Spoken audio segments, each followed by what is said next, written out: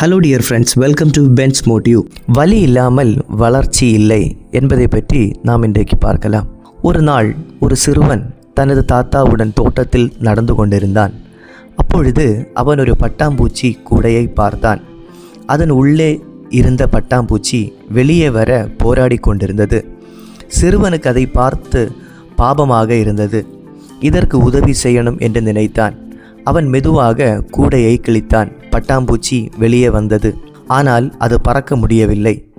அதன் சிறகுகள் பலவீனமாக இருந்தது. சில நிமிடங்களில் அது கீழே விழுந்தது. ஆச்சரியத்துடன் சிறுவன் தாத்தாவிடம் கேட்டான், நான் உதவி செய்தேனே, அப்புறம் ஏன் இது பறக்க முடியல?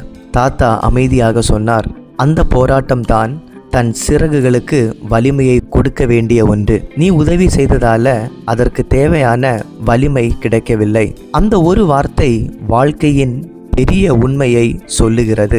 நம்ம வாழ்க்கையிலேயும் இதேதான். நாம் சந்திக்கும் கஷ்டங்கள், தோல்விகள், கண்ணீர், அவமானங்கள் இவை எல்லாம் நம்மை உடைக்க வரவில்லை, நம்மை வலிமையாக்க வருவது. ஒரு இரும்பு தீயில் எரிந்த பிறகுதான் வலிமையான ஆயுதமாக மாறுகிறது. ஒரு வைரம் அதிக அழுத்தத்தை தாங்கிய பிறகுதான் பிரகாசிக்கிறது. அதே போல ஒரு மனிதன் வலிமையை கடந்த பிறகுதான் மனதளவில் வலிமையானவனாக மாறுகிறான். நினைவில் வையுங்கள், இப்பொழுது நீ அனுபவிக்கும் கஷ்டம் ஒரு நாள் உன் வாழ்க்கையில் மிகப்பெரிய பாடமாக மாறும். இன்று உன்னை அழ வைத்த வலி நாளை உன்னை உயர்த்தும் சக்தியாக மாறும். அதனால் கஷ்டம் வந்தால் உடைந்து போகாதே, தோல்வி வந்தால் நின்று விடாதே, வலி வந்தால் வாழ்க்கை முடிந்து விட்டது என்று நினைக்காதே.